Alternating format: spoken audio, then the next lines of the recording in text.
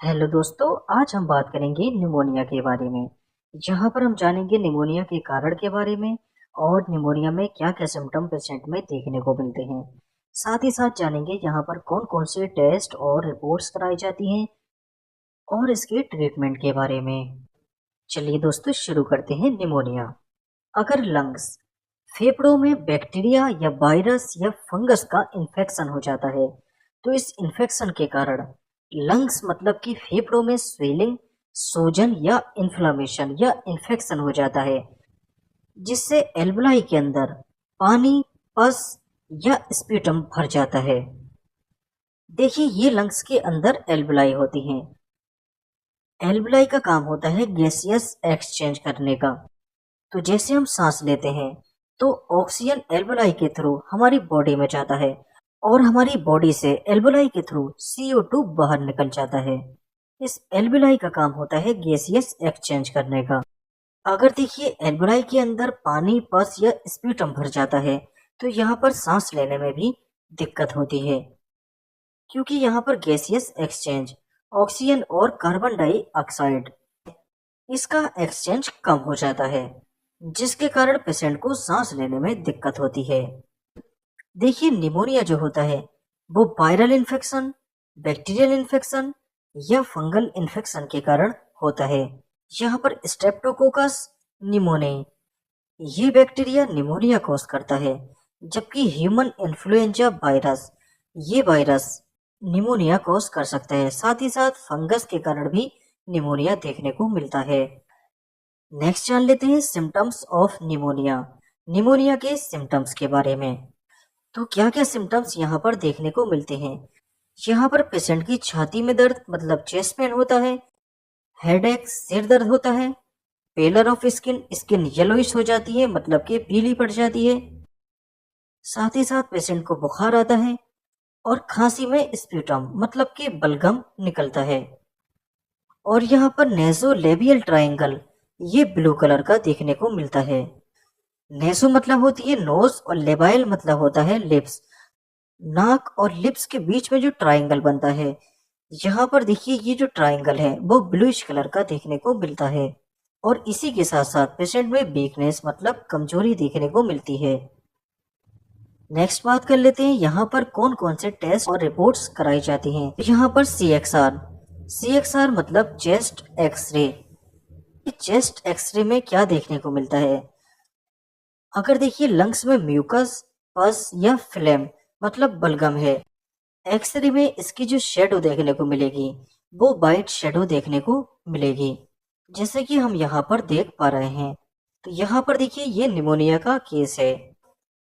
और देखिए लंग्स में जो हवा भरी होती है वो अपना ब्लैक शेडो दिखाती है। और देखिए लंग्स में जो हवा भरी होती है उसका ब्लैक शेडो देखने को मिलता है, जैसे कि हम यहाँ पर देख पा रहे हैं। ये नॉर्मल एक्सरे है। यहाँ पर देखिए ये हवा भरी है, ये हवा भरी है। जहां जहां ये देखिए ब्लैक कलर है, इसका मतलब यहाँ पर नॉर्मल सिचुएशन है और यहाँ पर हवा भरी है। और यहाँ पर नेक्स्ट टेस्ट होता है CRP टेस्ट। CRP टेस्ट मतलब कि C reactive protein test. C reactive protein जो कि लीवर से प्रोड्यूस होती है। यहाँ पर सी रिएक्टिव प्रोटीन को मेजर करते हैं। सी रिएक्टिव प्रोटीन ये बताती है कि बॉडी में कितना इन्फेक्शन या इन्फ्लामेशन हुआ है। अगर सी रिएक्टिव प्रोटीन की मात्रा 1 मिलीग्राम पर लीटर से कम है तो यहाँ पर देखिए लो रिस्क माना जाता है।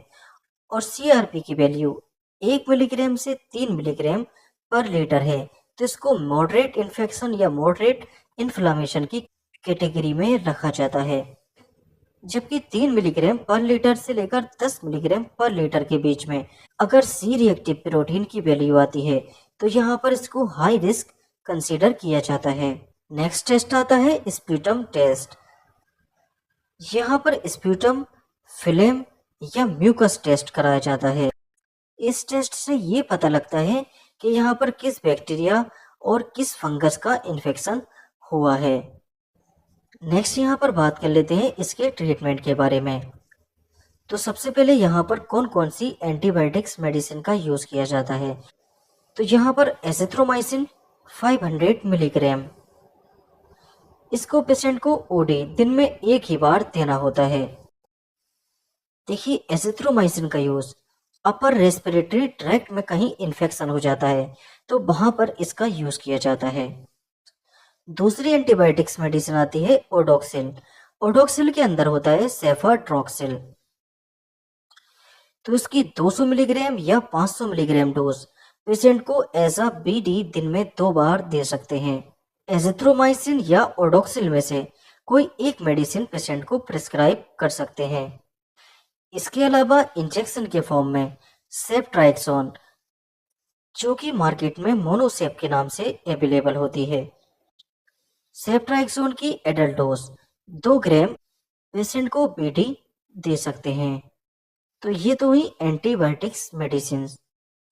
इसके अलावा पीसीएम, पीसीएम मतलब के पैरासीटामोल। तो पीसीएम की 650 मिलीग्राम डोज पेशेंट को दिन में 2 बार दी जा सकती है। ये पेशेंट के फीवर को कम करेगी। इसके अलावा जीरोडोल एसपी, यहाँ पर निमोनिया के केस में पेशेंट का बॉडी पेन करता है तो उस पेन को रिड्यूस करने के लिए जीरोडोल एसपी का यूज किया जाता है। जीरोडोल एसपी में होता है एसिक्लोफिनेक, फेरिसियोपेप्टिडेज और पैरासीटामोल। यहाँ पर एसिक्लोफिनेक का काम होता है दर्द को कम करना, क्योंकि ये एनसेड क्लास की मेडिसिन है और ये दर्द को कम करने में इसका यूज किया जाता है। तो जीरोडोल एसपी को दिन में 2 बार दे सकते हैं।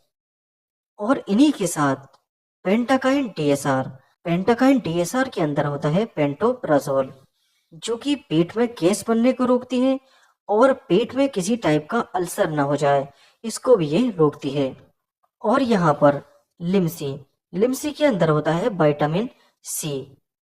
तो लिम्सी को भी पेशेंट को दिन में 1 बार या 2 बार दे सकते हैं। यहाँ पर पेशेंट की इम्यूनिटी को बूस्ट करने के लिए लिम्सी और मल्टीविटामिन कैप्सूल जैसे कि न्यूरोकाइंड गोल्ड, न्यूरोकाइंड गोल्ड एक मल्टीविटामिन और मल्टी मिनरल कैप्सूल होता है। इसको पेशेंट को एचएस रात को सोने से पहले 1 कैप्सूल ये दे सकते हैं। साथ ही साथ एक स्टेरॉयडल मेडिसिन जैसे कि वाइसलोन, वाइसलोन के अंदर होता है प्रेडनिसोलोन। वाइसलोन की 10 मिलीग्राम डोज पेशेंट को ये दिन में ओडी 1 बार दे सकते हैं। तो वाइसलोन का यूज इन्फ्लामेशन और सूजन को कम करने में इसका यूज किया जाता है। यहाँ पर नेक्स्ट टेबलेट आती है एस्थलिन। एस्थलिन के अंदर होता है सल्ब्यूटामोल। तो एस्थलिन 4 मिलीग्राम ये पेशेंट को दिन में 1 बार देते हैं।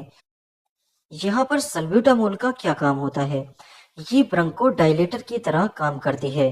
ब्रोंको डायलेटर जो सांस की नली होती है जिसको हम एयर पाइप के नाम से जानते हैं, तो ये एस्थलिन एयर पाइप की मसल को रिलैक्स कर देता है।